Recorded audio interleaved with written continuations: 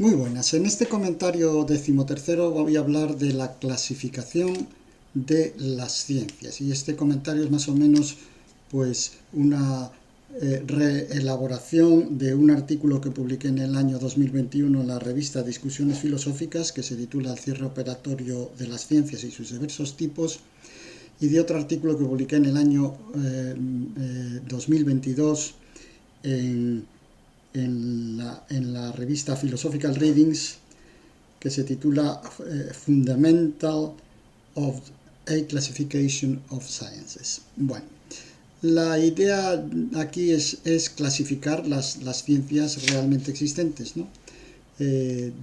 La aparición de las ciencias modernas pues es una cosa pues reciente, después de la revolución científica del siglo XVII para acá. Y como he sabido, pues Gustavo Bueno tiene una clasificación de las ciencias bimembre, dicotómica. Por un lado las ciencias naturales y formales y por otro lado las ciencias humanas y etológicas. Y yo voy a proponer aquí otra clasificación que es en 4 grupos: ciencias formales, ciencias naturales, ciencias humanas y la historia aparte, porque creo que estos 4 tipos de ciencias responden a 4 modos diferentes de darse el cierre categorial y a 4 modos diferentes de modularse los teoremas y los principios de las ciencias. Aquí conviene, antes de empezar, a hacer una consideración que es la siguiente. Ustedes saben que en otros comentarios anteriores, concretamente en el comentario 3º sobre los modos de la idea de ser, pues yo hablé de que hay 2 órdenes de categorías, de acuerdo con Bueno, las categorías que él llama del ser, que yo llamo anantrópicas, y las categorías del hacer, que yo llamo antrópicas. Y allí discutimos por qué hay estos 2 órdenes, por qué son diferentes, por qué son ontológicamente diferentes y por qué de estas denominaciones, etcétera, etcétera. Bien. Esos 2 órdenes son órdenes ontológicos, son órdenes ontológicos, es decir, que hay dos grandes modos categoriales de organizarse las categorías desde el punto de vista ontológico, que son las que no dependen del hombre y las que giran alrededor del hombre, ¿no? Son modos ontológicos fundamentalmente. Pero lo que estamos aquí clasificando son las ciencias desde una perspectiva gnoseológica. Y entonces en la perspectiva gnoseológica los que nos fijamos es en cómo funcionan las ciencias, en cuáles son sus campos, los materiales sobre los que tratan, y en qué medida esos materiales sobre los que tratan determinan cómo funcionan las ciencias, cómo se dan los cierres operatorios y categoriales de cada una de las ciencias y cómo se construyen los teoremas y las identidades dentro de cada ciencia, ¿no? Y entonces este es un problema gnoseológico, y por eso la cuestión de que yo defienda y reconozca la existencia de 2 órdenes de categorías, que son los que dice Bueno, las categorías anantrópicas y antrópicas, no entra en contradicción con esta clasificación, porque esta clasificación es gnoseológica. Lo que trata es de clasificar, pues eso, los modos de producirse, las maneras de producirse el cierre categorial. Como ustedes saben, para Bueno las ciencias son regionales, son resultado de un cierre operatorio, y cuando ese cierre operatorio da lugar a identidades, a sistemas de identidades, que son los teoremas, y a sistemas de sistemas, que son los principios, por lo menos tal como lo interpreto yo. Esto no es de Bueno exactamente, pero vamos, tal como lo interpreto yo, como lo interpreté cuando hablamos de los sistemas en las ciencias y en los teoremas científicos, pues entonces la ciencia se constituye en una categoría ontológica, y por eso el cierre es un cierre categorial, porque implica que la ciencia pues inaugura una categoría, ¿no? Es la vuelta del revés de Aristóteles, no es que haya tantas ciencias como categorías, como se supuso en algunas interpretaciones escolásticas, concretamente del franciscano Nicolás Bonet en el siglo XIV, sino que lo que ocurre es que hay tantas ciencias como categorías. ¿Y cuántas categorías hay? Pues las categorías que hay pues dependen son un resultado de nuestras operaciones, pero no son una voluntad, no son el resultado de una voluntad nuestra, porque la realidad, al operar sobre ella, se va organizando como en torbellinos operatorios que tienen independencia unos de otros, pues por ejemplo el de la biología, el de la física, el de la química, etcétera, los de las ciencias formales, etcétera, y nosotros porque nosotros no podemos estipular, salvo en las ciencias formales, como voy a decir enseguida, nosotros no podemos estipular el resultado, los resultados de las operaciones y los resultados de los cierres. Los resultados de los cierres nos vienen dados. No podemos dictar la estructura de los cierres, porque los cierres son ontológicos, categoriales. Nosotros tan solo operamos, vamos transformando cosas, y en el propio proceso de las transformaciones se van organizando esos cúmulos operatorios que interpretamos como categorías ontológicas, porque nos proporcionan las junturas naturales por las que se divide la realidad cuando se transforma. Esa es la cuestión. Bien. Y podríamos preguntarnos, desde luego, es una pregunta que enseguida surge, ¿no? ¿Y por qué la estructura de la realidad es esa? ¿Por qué hay física, química, biología? ¿Por qué hay psicología, lingüística, etcétera? Pues la verdad es que no lo sabemos, porque ese mapa de las ciencias, ese mapa de las categorías ontológicas, es un resultado que se nos impone. Es un resultado que no depende de nuestra voluntad, que no es el que nosotros queramos, se nos impone por la propia realidad de los cierres operatorios, y precisamente porque se nos impone, por eso se puede interpretar como ontológico, se puede interpretar como indicativo de la estructura ontológica de la realidad. Porque si esas junturas no fueran junturas naturales, es decir, que se le impusieran al sujeto, es decir, que no dependen del sujeto, es decir, que son independientes del sujeto, si no fuera así, entonces no podría haber esta interpretación ontológica de las categorías científicas. Bien. Bueno, pues entonces lo que se trata ahora es de ver cuáles son los términos, las operaciones de cada ciencia, y cómo el campo material de cada ciencia, que siempre y el funcionamiento de cada ciencia, pues hace que unas ciencias se puedan clasificar, que se parezcan más a otras y que sean diferentes de unas terceras, etcétera, etcétera, ¿no?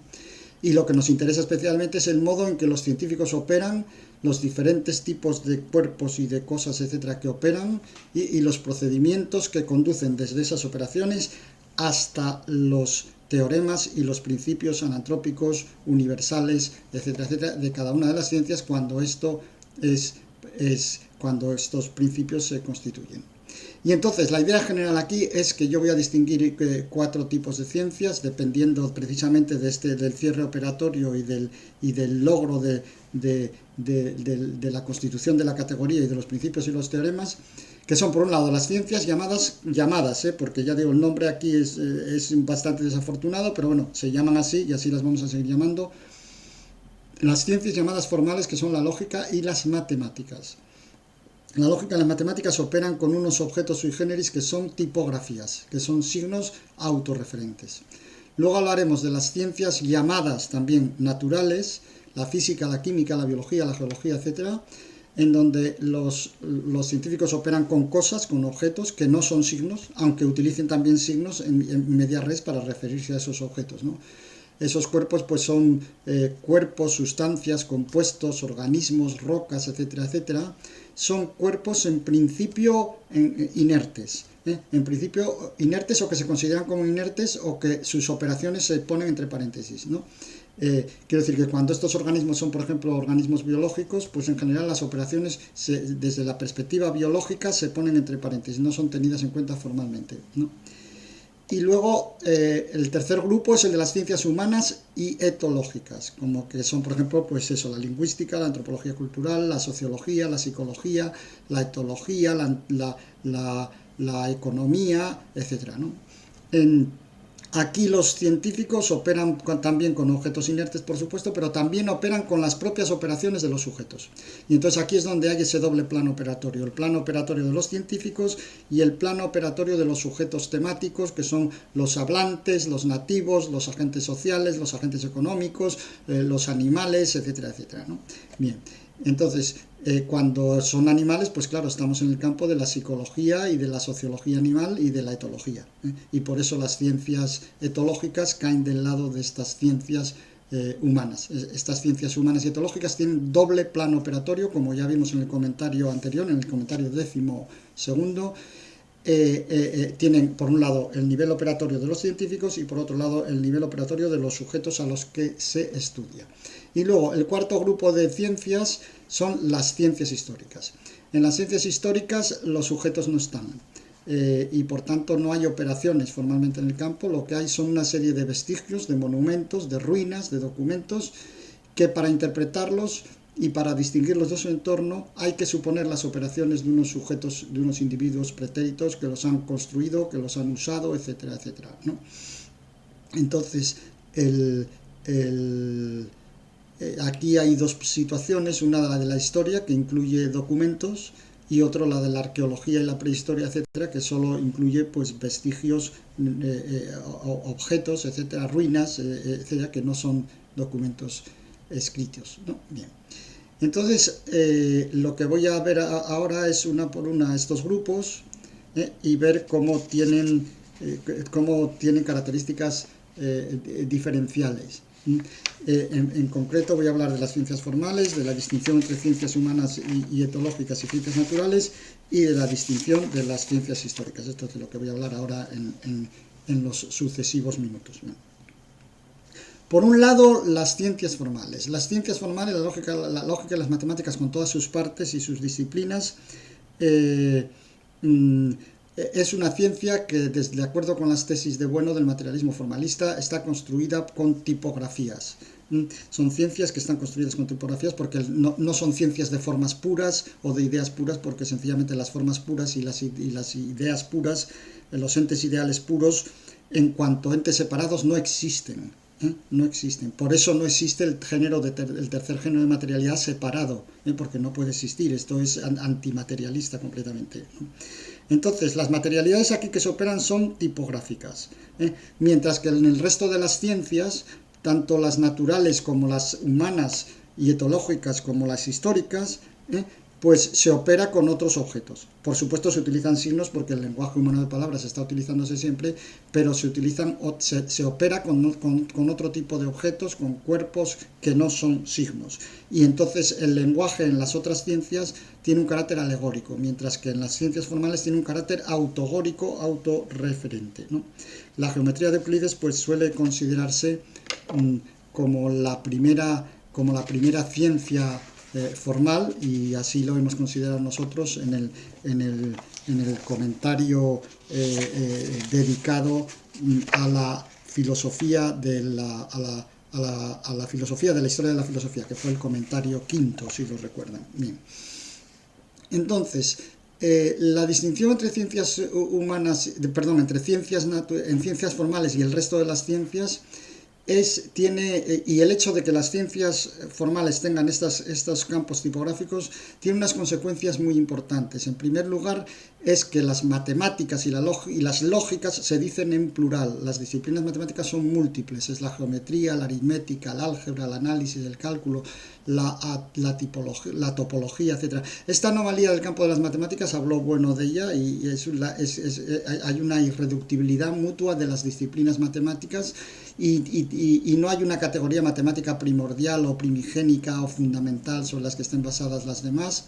Y yo también sostengo esta irreductibilidad mutua de las disciplinas matemáticas, que es precisamente una consecuencia del carácter autorreferente de sus construcciones, porque en sus construcciones, como nosotros vamos definiendo los términos de acuerdo con con nuestros intereses en cada momento y vamos definiendo las operaciones y sus resultados también de acuerdo con los intereses del cálculo en cada momento, pues eso hace que pueda haber cálculos o vías divergentes y que dan lugar a disciplinas divergentes. Por ejemplo, por poner un ejemplo, la geometría de Euclides define la equivalencia entre dos configuraciones geométricas de su campo por medio de transformaciones que en general son isométricas, son rotaciones, son traslaciones, son reflexiones, y en estas transformaciones isométricas se conservan las longitudes, se conservan los ángulos y se conservan las áreas, por ejemplo, ¿no? Bien. Esto es lo que hace la geometría, pero por ejemplo la topología, en topología dos configuraciones son equivalentes si tienen el mismo número de trozos, de huecos o de intersecciones, y las longitudes, los ángulos, las áreas, los volúmenes se pueden estirar, encoger, doblar, retorcer, etcétera, siempre que no se rompan ni se separen las partes que estaban unidas. Y entonces eso hace que la topología sea una disciplina diferente de la geometría y que no sean reducibles la una a la otra, aunque puedan abrirse espacios de interdisciplinaridad, pero esas relaciones interdisciplinares implican la independencia y la soberanía de cada una de las dos disciplinas. ¿Por qué? Pues porque definen sus términos y sus operaciones pues de una manera completamente distinta, ¿no?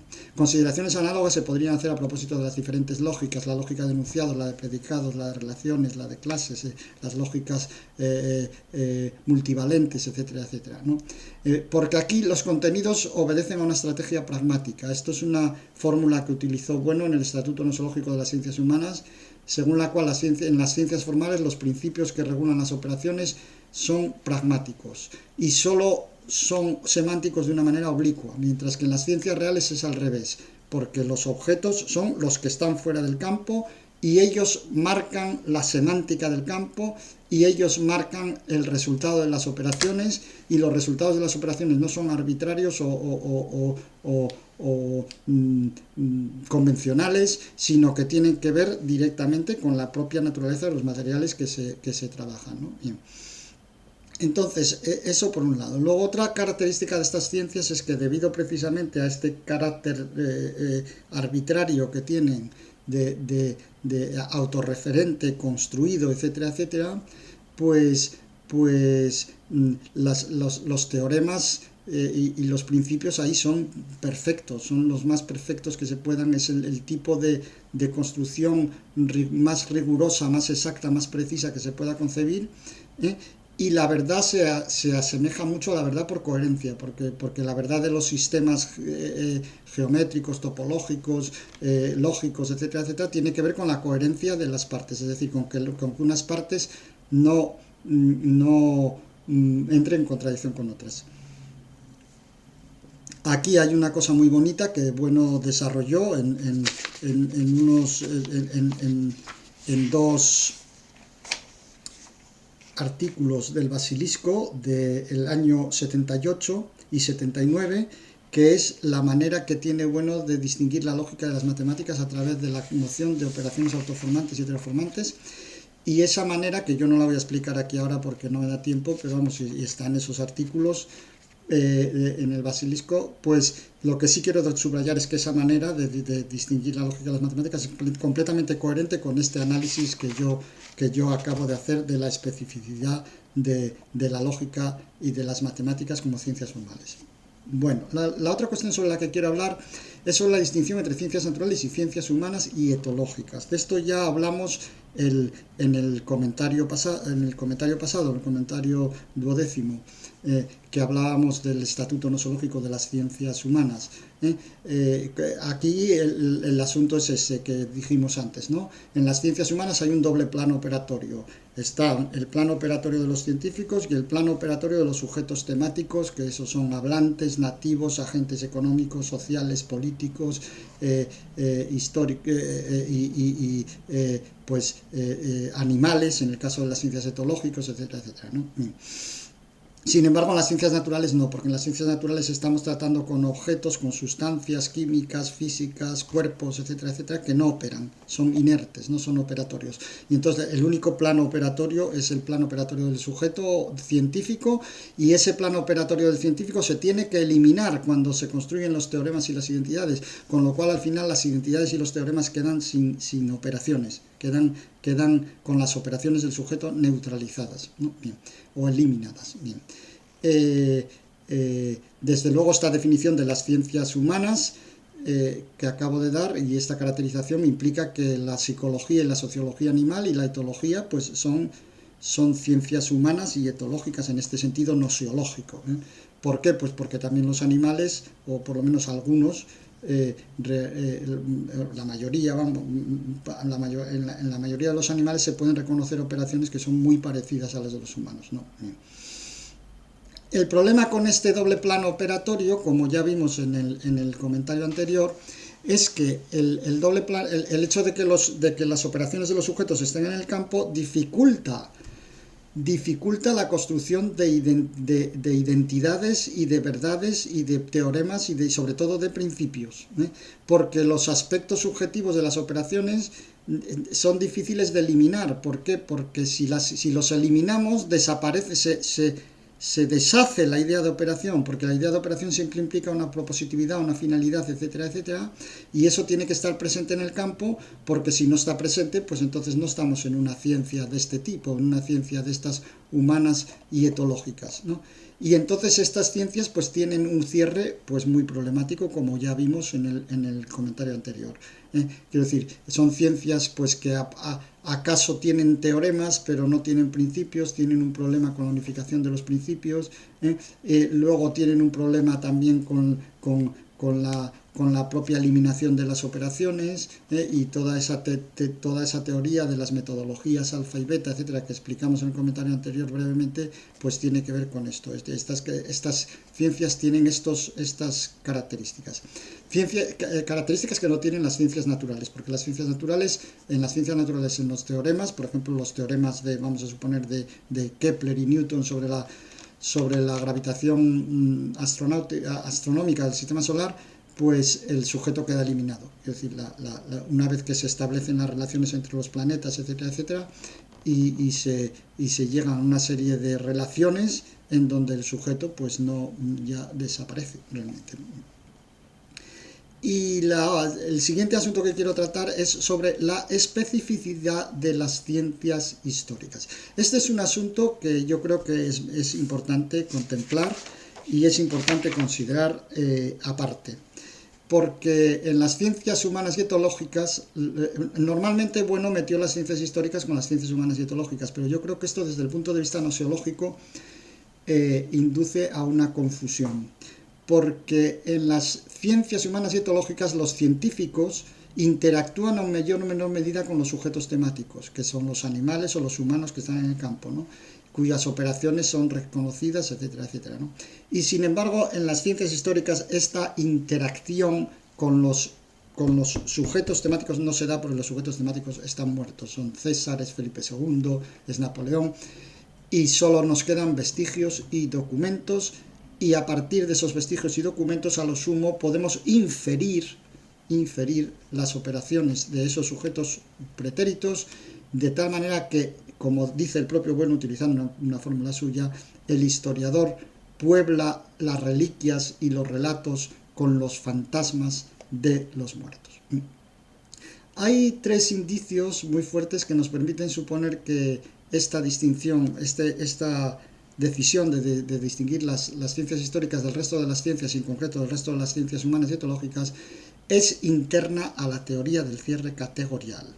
Una de ellas es que el propio Bueno, en el año 76, en el Estatuto Nosológico de las Ciencias Humanas y luego ulteriormente en el Individuo en la Historia, habló de los cierres fijos que eran propios de la historia, mientras que los cierres del resto de las ciencias eran cierres flotantes. Y esto tiene que ver con la posibilidad o no de repetir las operaciones, porque en el campo de la historia, las operaciones del sujeto temático, es decir, las operaciones de los sujetos pretéritos, no se pueden repetir, están fijas, están ya anudadas para siempre, son ya irrevocables, como dijimos cuando hablamos de la idea de posibilidad y el hecho de que el pasado es irrevocable. Pues aquí se aplica este asunto, ¿no? El pasado es irrevocable, es la ciencia de visión, es algo que ya no se mueve, que está fijo, ¿eh? Y entonces la posibilidad de reproducir los procesos, que es una característica constitutiva esencial de toda operación, que es su reproducibilidad, pues aquí no se puede porque los términos están ya conectados, están anudados por unas operaciones pasadas, pretéritas, que son irrevocables y que están fijas, y dan lugar por eso a un cierre fijo. Lo que dan lugar es una red de anudamiento de las reliquias y de los relatos que es fija. Sin embargo, en las operaciones ordinarias del resto de las ciencias, cuando tenemos dos términos, por ejemplo A más B para dar C, pues obtenemos C, y C se separa de A y de B, ¿eh? y C se puede luego componer con D, con E, con F, con J, etc. En la historia no pasa esto. En la historia, cuando dos cuerpos están unidos por operaciones, dos reliquias conectadas por operaciones, quedan así conectadas, lo cual quiere decir que eso no son operaciones propiamente dichas, porque están fijas. Las operaciones implican la desconexión del resultado, desconexión que aquí no se da. Por eso en las ciencias históricas, ya digo, las operaciones quedan fijas, mientras que en el resto de las ciencias los términos operados quedan liberados y quedan como flotando, y por eso listos para ser operados otra vez y en otros contextos, y por eso, bueno, habla de cierres fijos y de cierres flotantes. Y de hecho, bueno, distinguió la verdad de las ciencias no históricas frente a la verdad que llamó factual. En el libro ese del 2000, de Televisión, Apariencia y Verdad, pues diríamos que la verdad ideográfica factual está dentro de las 9 acepciones de verdad que son medio epistemológicas, porque tienen que ver con el sujeto, mientras que la verdad lógico-material no está aparte.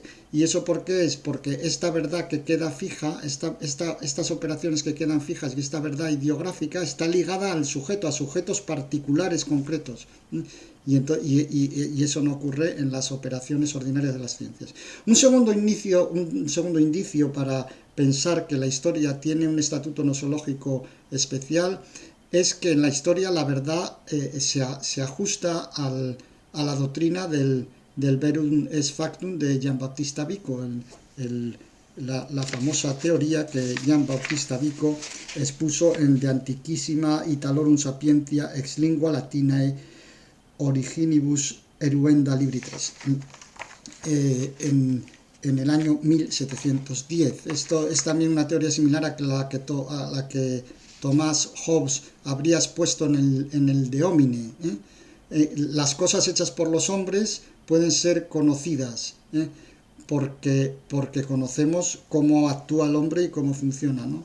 Mientras que las otras cuestiones que no están hechas por el hombre, los procesos que podríamos llamar naturales, pues sobre ellos hechos por Dios, pues solo tenemos sobre ellos un conocimiento conjetural, ¿no? Entonces el hombre conoce lo que hace, y entonces por eso conoce la historia, mientras que no puede conocer el sistema solar o cosas por el estilo.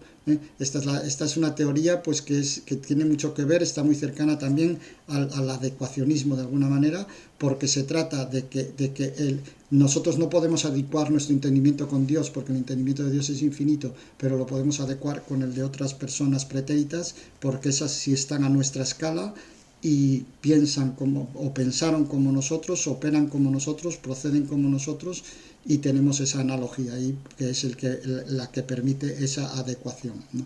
Y el tercer indicio de la especificidad de las ciencias históricas, de la especificidad nosológica, es que sobre todo cuando miramos esa especificidad frente a el resto de las ciencias humanas, es decir, que la razón más importante yo creo que hay para separar la historia del resto de las ciencias humanas y etológicas es que en las ciencias humanas y etológicas nosotros interactuamos con el sujeto. Esta es precisamente la base de la distinción entre metodologías alfa y beta que veíamos en el comentario anterior. Es cuándo se interactúa, cuándo se codetermina, y por eso las ciencias humanas y etológicas están muy cerca de las técnicas, porque ahí la verdad es, en cierta medida, es también lograr la manipulación operatoria del otro sujeto que tenemos delante y lograr la modificación de las operaciones de los sujetos temáticos, sean hablantes, nativos, agentes sociales o lo que fuera. Entonces, y aquí entonces la ciencia presenta cierta continuidad con las técnicas de control de las operaciones, como ya comentamos en el vídeo pasado. Pero en las ciencias históricas esto no ocurre, porque en las ciencias históricas no hay interacción con los sujetos pretéritos, y entonces esto genera una situación que nosiológicamente es diferente, y que hace que la historia pues cuando sobre todo se toma en periodos seculares amplios, pues está muy determinada por la interpretación, está muy determinada por los principios ontológicos, antropológicos, de filosofía política, de filosofía de la religión, etcétera, etcétera, que se tienen, y está por tanto muy próxima a la filosofía de la historia, y es una ciencia pues en este sentido muy precaria. Como digo, en la historia también, y aquí se ve también cómo nuestros criterios son internamente nosiológicos. En la historia hay que distinguir la situación en que hay reliquias y relatos, que es la de la historia propiamente dicha, de la situación en la que solo hay reliquias pero no hay relatos porque no hay escritura, que es la situación de la arqueología y de la prehistoria, en donde todavía pues las dificultades lógicamente pues son mayores. Bueno, pues voy a terminar para este comentario haciendo una enumeración de las ventajas que tiene esta clasificación propuesta. La primera es que con unos mismos criterios, en una misma clasificación, se logran distinguir estos 4 grupos: formales, naturales, humanas con sus variedades y históricas con sus variedades, ¿no? Luego, la distinción entre ciencias formales y el resto nos permite integrar perfectamente la tesis del materialismo formalista, entender internamente por qué las disciplinas lógicos y matemáticas son una multiplicidad, y son relativamente independientes, y por qué los teoremas en estas ciencias son tan perfectos y la doctrina de la verdad es tan cercana a la teoría, al teoreticismo de la coherencia, ¿no? Bien. Luego, se incorpora además también aquí de una manera natural la distinción entre lógica y matemáticas a través de las operaciones autoformantes, que son las de la lógica, y las heteroformantes, que son las de las disciplinas matemáticas. Luego, por lo que se refiere a las ciencias etológicas, pues se distinguen de las ciencias naturales pues precisamente por ese doble plano operatorio que hemos dicho, con lo cual también esos aspectos de la teoría del cierre quedan ahí perfectamente integrados en la clasificación. Y luego se argumenta que la distinción entre ciencias históricas y las otras ciencias humanas tiene significado nosológico, y yo creo que esto es una cuestión importante, porque la ausencia del sujeto temático en el campo de las ciencias históricas pues hace que surjan estos cierres fijos, mientras que en el resto de las ciencias las operaciones y los resultados de las operaciones quedan flotando y quedan listos para seguir operando con ellos. En las ciencias históricas, pues como digo, la verdad científica tiene ese modelo del verum factum, que es un modelo adecuacionista, que es un modelo epistemológico realmente, porque estas ciencias están más cerca de la epistemología que de la nosiología, y por esta misma razón pues también se puede entender mejor por qué hay una conexión entre la historia y la filosofía de la historia mucho más fuerte que la que se da en otras ciencias humanas que no son históricas. Bueno, pues con esto termino aquí este comentario, no sin antes agradecerles nuevamente su atención.